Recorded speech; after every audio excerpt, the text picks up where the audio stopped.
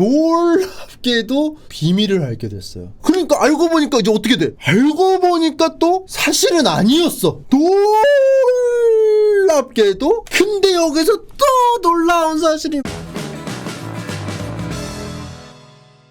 제가 무슨 얘기를 하려고 하냐면요, 재능과 노력 뭐가 더 먼저냐 이런 얘기를 많이 하잖아요, 인터넷상에서. 재능이 먼저다. 왜냐, 아무리 해도 안 되는 부분이 있고 스포츠나 여러 가지 부분에 있어서 기본적으로 난 놈들이 다 하는 거 아니냐. 그렇기 때문에 재능이 중요하다. 아니다, 노력으로 분명히 극복할 수 있다, 이런 얘기들이 많잖아요. 근데 제가 여행 가면서 스카이 시어터에 이런 게 있는 거예요. 어느 일란성 새쌍둥이의 재회라는 다큐멘터리가 있었거든요. 그래서 그걸 보면서 거기에 대한 답을 그 다큐멘터리가 좀 알려주더라고요. 새 쌍둥이가 만난 내용이라서 그냥 아무 생각 없이 봤던 건데, 그래서 그거에 대해서 스포 감상회를 좀 해보려고 합니다. 그래서 그거를 어떻게 알 수 있느냐 이거야. 인간은 이 재능이라는 벽을 넘을 수 없는가? 이런 걸 어떻게 하냐 이거야. 그거를 이 다큐멘터리에서 어떻게 알아봤냐면요, 처음에 시작이 이겁니다. 어떤 밥이라는 남자애가 대학교에 진학을 했어요. 처음 대학교에 진학을 했는데, 등교를 했는데 사람들이 다 막 반갑게 맞이하는 거야. 막 하이파이브 하면서 야 오랜만이야 막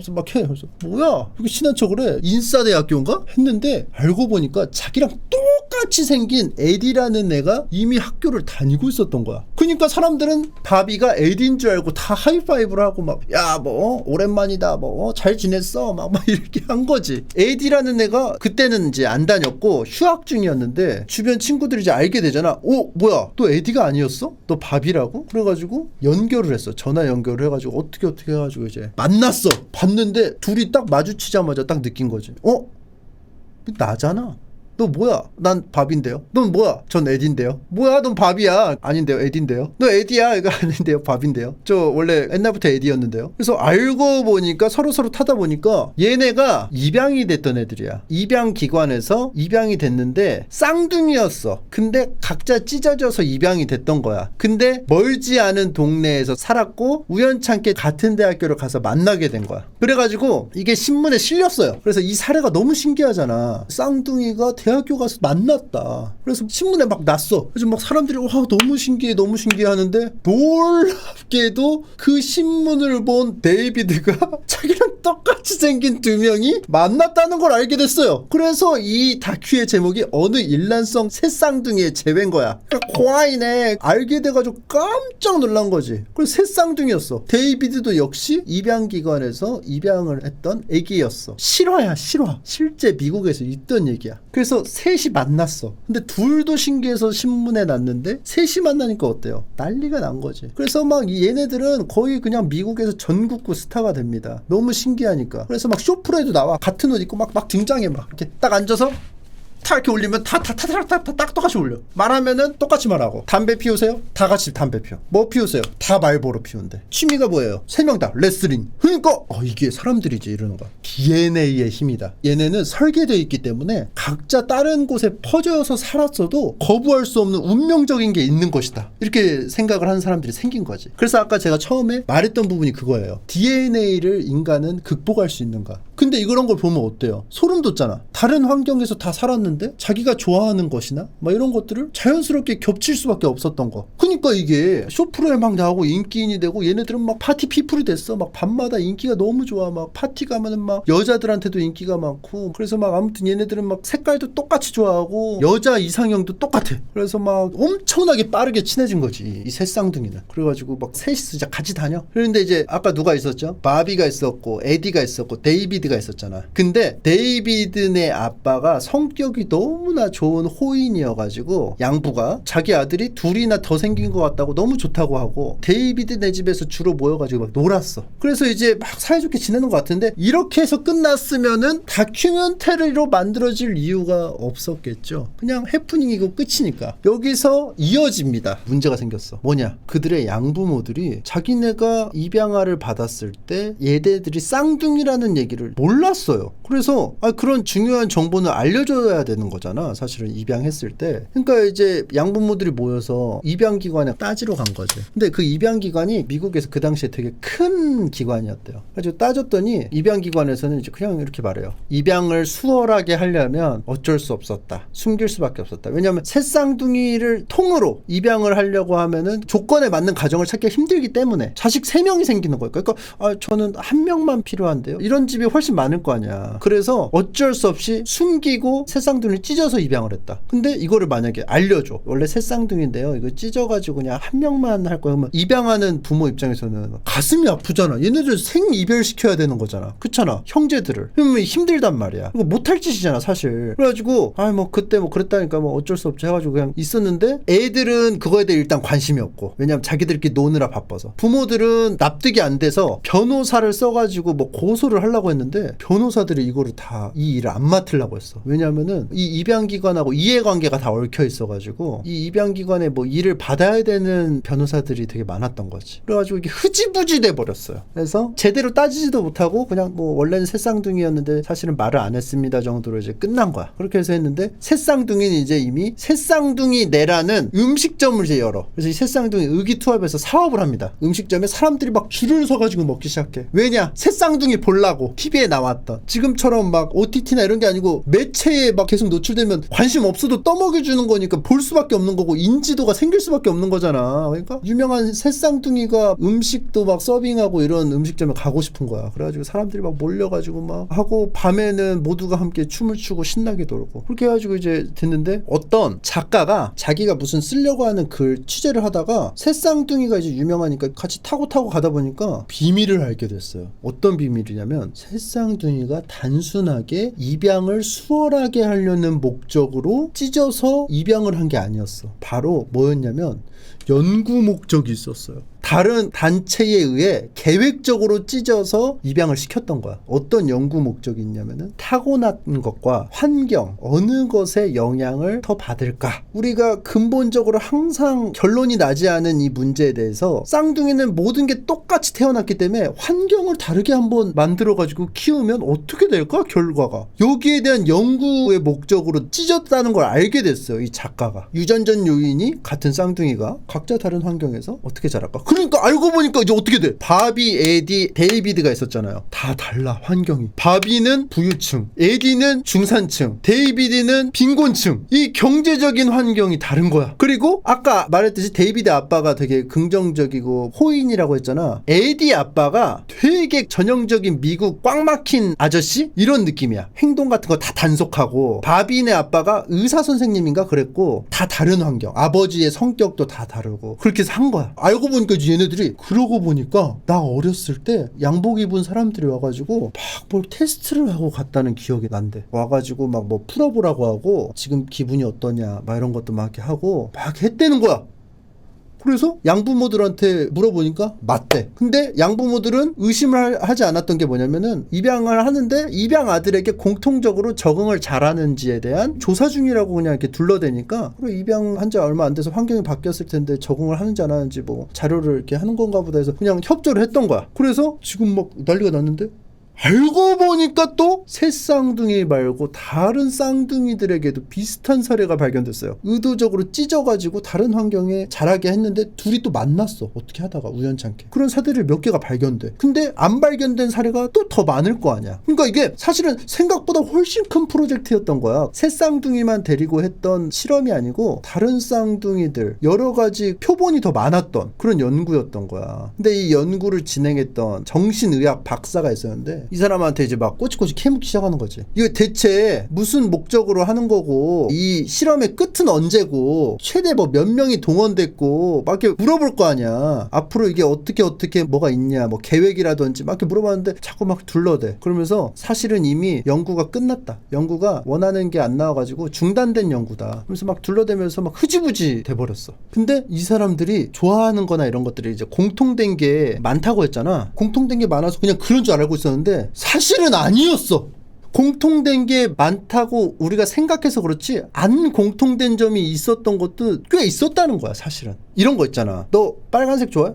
나도 빨간색 좋아해. 그러니까 공통된 거에 집중하다 보니까 안 공통된 거에는 소홀히 한다는 거지. 당연히 쌍둥이니까 이거 좋아하고 이거 좋아하고 쇼프로에서도 그런 거 신기한 거 위주로 이렇게 막 하다 보니까. 그래서 그런 상황에서 에디, 바비, 데이비드가 사업을 하고 있었잖아요. 그 와중에 싸웠어. 결국은 싸워. 이러다가 싸우잖아 항상. 왜 안 싸우나 했죠. 그래서 바비가 싸워가지고 나가. 그래가지고 이제 얘네 이 새 쌍둥이는 성격이나 뭐 이런 것들이 맞긴 했지만 어렸을 때부터 같이 자라지를 않아가지고 서로가 서로에게 맞춰주는 연습이 돼 있지가 않았던 거예요. 그래서 붙을 때는 확 붙다가 뭔가 틀어지려고 하면은 이제 서로 배려나 양보한 이런 훈련이 돼 있지 않았던 거지. 왜냐하면 다 따로따로 살아서. 그래서 같이 있었던 절대적인 시간 자체가 부족해. 근데 여기서 또 새 쌍둥이들의 어떤 구심점이 돼주었던 데이비드의 양부모, 양아빠가 있었잖아요. 아빠가 돌아가시니까 이제 상황이 안 좋게 흘러가. 전에는 막 뭔가 갈등이 있으면 아빠가 막 소통을 해가지고 잘 이렇게 해가지고 다시 붙여줬다면 이제 아빠가 돌아가시니까 이게 안 돼. 그래서 한번 삐끗하니까 사태가 바로 심각해져. 그래서 이제 찢어졌는데 문제는 아까 말했죠. 공통된 부분이 있어서 되게 똑같은 애들인 줄 알았는데 세세하게는 다 다른 애들이야. 그래서 활발한 수준, 인싸인 수준이 다 달랐어. 에디가 가장 인싸였고 그 다음에 데이비드 그리고 바비 순으로 이제 아싸였어. 에디가 제일 인싸였잖아. 바비가 나갔어. 근데 에디가 갑자기 이제 찢어지니까 심한 조울증 증상이 나타났어요. 그래서 막 좋았다가 막 슬펐다가 막 얘가 막 오락가락 하는 거야. 오락가락 해가지고 더 파보니까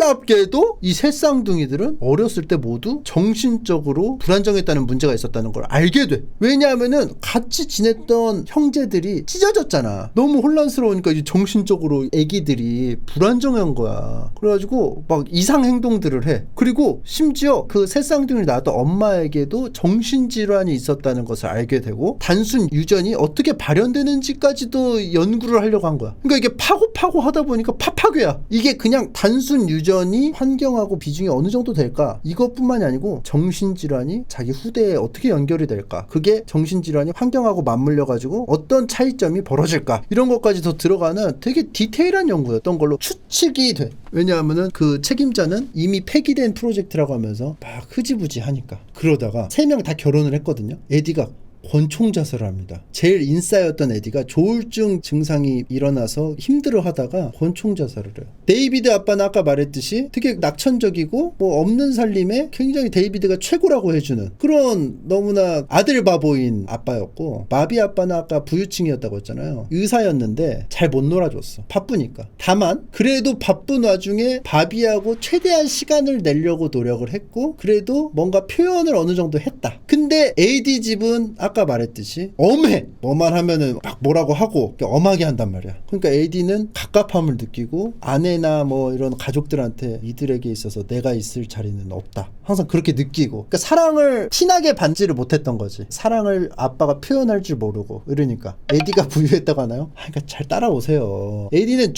중산층이에요. 부유한 건 바비예요. 데이비드는 좀 약간 빈곤층 상대적으로. 그래서 아무튼 그렇게 느꼈다는 거야. 근데 여기서 또 놀라운 사실이 뭐냐면은 이 새 쌍둥이가 입양될 때 이미 똑같은 나이에 입양된 누나들이 또 있었어, 그 집에. 그러니까 양육 효과가 어떤지 보려고 쌍둥이가 아닌 다른 누나들이 앞에 먼저 입양이 된 거야. 그래서 입양단체에서는 누나가 입양됐던 가정들에게 이 새 쌍둥이 입양을 권유를 했던 거지. 입양할 생각이 있었을 때 이 새 쌍둥이 쪽으로 이렇게 안내를 한 거죠. 그래가지고 완전 뒤집어져 까져가지고 하려고 했는데 이 정신과 의사 선생님이 죽었어. 이미 또 계속 비밀로 갖고 있다가 죽었어요. 그리고 이 중간까지 한 연구 결과를 열람하려면은 무슨 권한이 있어야 되는데 그게 없어서 열지를 못했어. 그리고 그 입양 단체는 없어졌어. 그리고 위로 파고 가다 보니까 정부랑 연결돼 있다는 정황이 보여. 단순히 정신과 의사가 그냥 독단적으로 한 게 아니고 정부 차원에서 가담한 연구인 거야. 그러니까 이제 이 새 쌍둥이 처음에는 만나가지고 신났는데 에디도 극단적인 선택을 하고 그러니까 너무나 이제 무서운 거지. 굉장히 자기가 실험용 쥐가 된 것 같은 기분이고 막 그런 기분을 느낄 거 아니야. 그래가지고 결과적으로는 그 연구 결과들을 열람을 하는 데는 성공을 해요. 근데 이미 수많은 자료가 폐기가 된 것으로 보였대. 뭘 보여주기 싫은 건지 모르겠는데 보여주기 싫었던 굉장히 많은 양의 자료가 폐기됐대. 그래서 잘 모르고 연구가 멈춘 거는 맞았어. 그래서 그렇게 끝납니다. 근데 여기서 우리가 알게 되는 건요, 사실은 쌍둥이들이라고 공통된 점에 집중을 하고 하지만 다른 점들이 더 많았다는 거야. 성격이라든지 여러 가지 취향이라든지 되게 많은 부분이 있고, 그런 부분들이 자라나는 환경, 양육에서도 굉장히 많은 차이가 있을 수 있다는 거야. 그들이 자라왔던 가정이나 이런 거에서 성격이나 이런 것들이 영향을 굉장히 많이 받게 되고, 그렇기 때문에 오로지 DNA만으로 되는 것은 아니다. 환경이나 극복하려는 노력, 뭐겠어요. 자기가 원래 정신적 질환을 갖고 있었잖아, 애기들이. 근데 주변 사람들이 잘 리드해주면서 해결해주려고 하고, 본인도 그걸 이제 잘 따라가면서 이겨내고 하니까 정서 불안 같은 게 많이 극복이 됐는데, 이제 에디는 그게 좀 힘들었던 거지. 그러니까 그런 것들이 여러 가지가 복합적으로 작용되는 게 사람이다, 이런 다큐였습니다. 그래서 처음에는 그냥 단순하게 신기한 다큐네, 새 쌍둥이가 어떻게 그렇게 만났대, 참 놀랄 노짜네, 이랬는데 파고 들어가다 보니까 우리가 원초적으로 가지고 있는 궁금증도 일정 부분 좀 해소가 되고, 좀 안타깝기도 하고, 여러 가지를 좀 생각하게 되는 그런 다큐멘터리였다.